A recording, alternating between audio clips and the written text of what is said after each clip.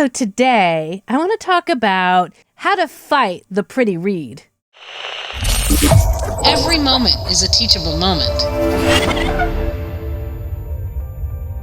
I'm always talking to my students about this. It's so important that you bring yourself to the read, your actual self, not your pretty self, because your pretty self is a very disingenuous, possibly fake self, or at least it sounds that way.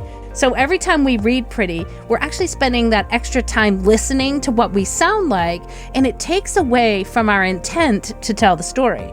So for example, I just want you to hear how pretty I sound. And when I do that, I take all my focus and my energy and I put it onto making my voice sound a particular way. You want to fight that. And it really is a job. It is really a chore because there are so many times when we're stressed out, we're tired, we just got to go in there, we're trying to get that audition done fast, and we go in and we take a look at the script and we start off like we're talking, naturally and organically and being an actor. And then maybe maybe a sentence or two in, from the first sentence, we start just reading and we start listening to the way we sound instead of actually continuing that story and listening to ourselves, which we don't want to do. We want to actually be in the story. So to be in the story, you have no time to listen to what you sound like. You just have to be engrossed in telling the story. Like right now, I'm hopefully telling a story, trying to, get some ideas to you guys so that you understand what I'm saying. And so I'm not really thinking about what I sound like. I'm just expressing myself. Next time you go in the booth,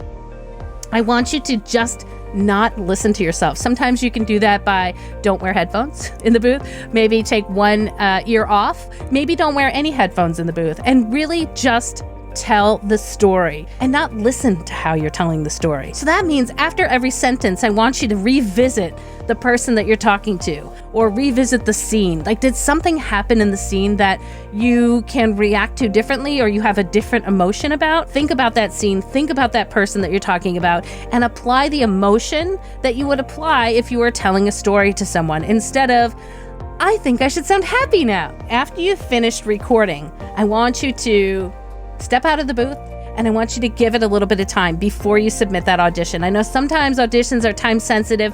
When you can, step away for a moment, step away for a half an hour, step away for a few hours if you can, and then go back and listen to it again. Listen for you trying to make it sound pretty, or are you telling the story? And a lot of times this is probably one of the most difficult things you can do as a voice actor and when you're self-directing is to actually listen to yourself again, because sometimes you'll go back and say, oh my gosh, what was I thinking? Well, that just sounds completely not the way I thought it sounded. In order to do that successfully, I want you to consider going to a mentor, going to a coach every once in a while to get that feedback, because sometimes we can get ourselves stuck in a rut where we're sounding pretty and we don't even realize that that's what's happening. So every once in a while, I want you to go back to your coach, go back to a mentor, maybe get some feedback. I want to suggest a coach or a mentor rather than a peer, because that's what coaches do. That's what they listen for. And ask them, be honest, am I sounding pretty or am I actually telling the story? And I think you can get a lot out of